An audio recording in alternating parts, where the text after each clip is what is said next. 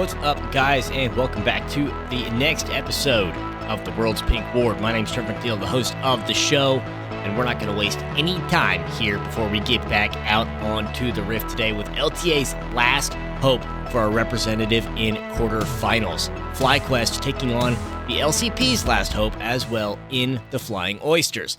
Many predictors probably going to take this to be a 2-1 series. It could honestly go either way, but some would probably assume more favor to FlyQuest given the way that they've looked so far through. It took 14 minutes here in this first game before First Blood would get taken, which would result then in a second pick and a dragon. FlyQuest would have most of the objective control through the early stages of the game, build up a solid 3,000 to 4,000 gold lead, and another game with a relatively unpunished Corki that we have seen in Worlds become a trend that saw them move into the late game, scaling up pretty well. But FlyQuest just went full ego and would take fights they could not win or were just vastly outnumbered or out of position for, throwing away their entire gold lead, swinging the favor back to CFO with the Baron power play stacking on top of that. FlyQuest would try to get their way back into the game, scrapping and clawing as they could, getting a couple of kills and a Baron, but the difference being that it would just be to delay CFO from eventually getting to where they needed to be, taking that Baron and game for themselves, which would then put them up in the 1-0 series lead after a massive game from that Corki aforementioned. Game 2, Doggo feeling on his high horse would put him right on that Draven pick for his carry, and at the start of the game, CFO was calling out FlyQuest to present the challenge, getting 3 kills across the map simultaneously. A 4-man dive against FlyQuest bot lane would give Doggo's Draven 2 more kills, and that's already a very large problem for the likes of LTA's hopes. Inspired would get a few more to even the scoreline, but still with the large gold lead, it could not punish Draven, and he would just be able to walk at FlyQuest, doing an absurd amount of damage very quickly that FlyQuest could just never find an answer for. They could not get on top of the Draven. He would finish the game 8-1 and never leave a doubt in the minds, as CFO would earn their rightful spot in quarterfinals, with FlyQuest thus completing the nearest airport run. Not record time, but they still got there eventually. Our second series of the day was an all-LPL matchup with top seed BLG taking on the 3 seed of Top Esports. Now, earlier on this year, Top would beat BLG in a 3-1 series of the Split 1 playoffs. Split 2, BLG would return the favor in a 3-0 sweep, and in Split 3, they would meet twice, with BLG winning both of those best-of-5 series in a 3-2 score. Given the recent history that we've had all year long with them, the expectation is that this is going to be a good series, full 3 games with 2 very intimately related teams that know each other in and out. Top would take early game aggression to give themselves a lead. BLG would just bide their time and well enough to get the frontliners tanky, get a couple of good fights with the team in tow to bring the game back even. Before you knew it, BLG would have a massive push and decent chunk of gold lead with a massive flank from Owen pinned down Top Esports and started to put the nails in the coffin of the game. BLG would steamroll through the final minutes of this one and take themselves to match point, forcing Top Esports to answer. It would take 10 minutes in Game 2 before our first kills would come through, with really not much of an advantage going to either side of this one. BLG getting the kills and Top Esports taking the objectives. Top's control around those objectives would help them find a couple of kills here and there to eventually even the scoreboard, and they would have an early soul point available.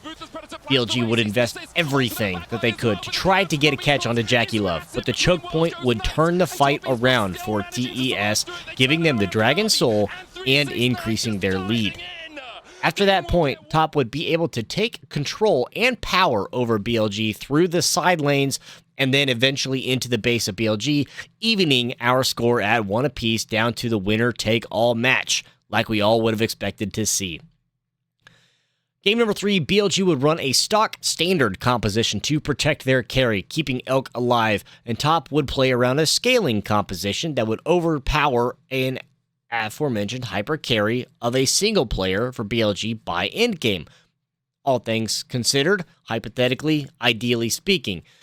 BLG with their early game strength would take a small advantage on the scoreboard and early dragons, but Top would find the kills to put them in the position of a gold lead. Top would continue to press the issue, getting their scaling accelerated, or attempted to at least, but just couldn't quite find the fights that they were to win out the way that they really wanted them to.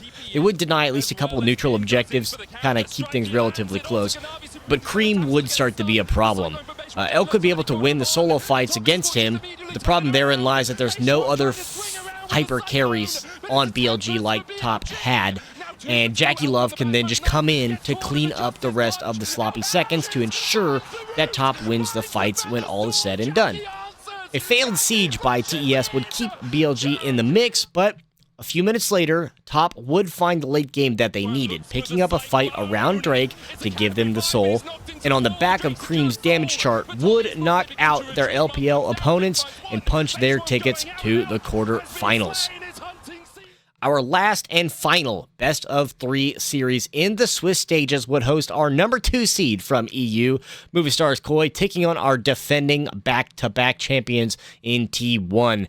And the world's Faker buff should mean this will be a convincing win from T1 and the LCK. A relatively moderate start would keep things close for early stages of the game, trading kills and dragons, but MKOI would start to take a slight advantage here and there, getting multiple catches on Gumayusi and Keria, which is uncharacteristic of their play so far, and in general, really. A catch in the jungle onto Supa would give Guma the double kill to bring him back into the game, but a couple more objectives would put T1 in position for taking Baron. You'd see Doran teleport and sacrifice himself, probably. That's the storyline we're going to go with, to be eventually the last ingredient that T1 would need to push into the base and take down MKOI in 33 minutes.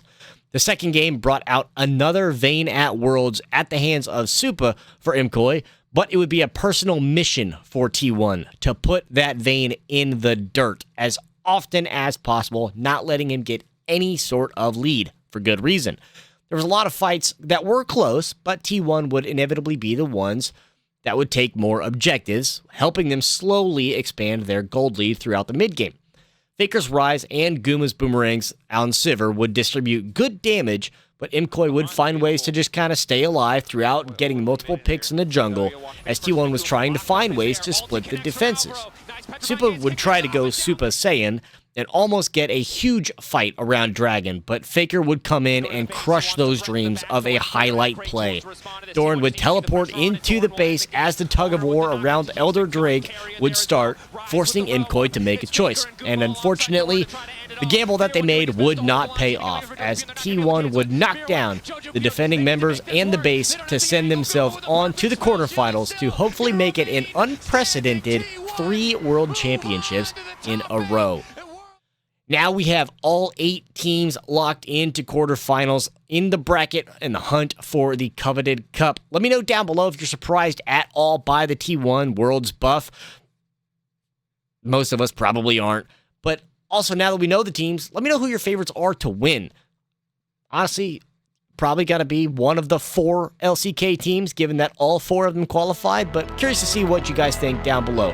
In the next video, we'll do the reactions to the draw show to look at the bracket up ahead, and then further on from that, we'll do our predictions as well, because Pick'ems is still a thing, in case you haven't already abandoned ship or abandoned all hope. Of course, right now, though, we are just going to take a break, get a reset, get a recall, and refill our wards. I'll see you guys in the next episode.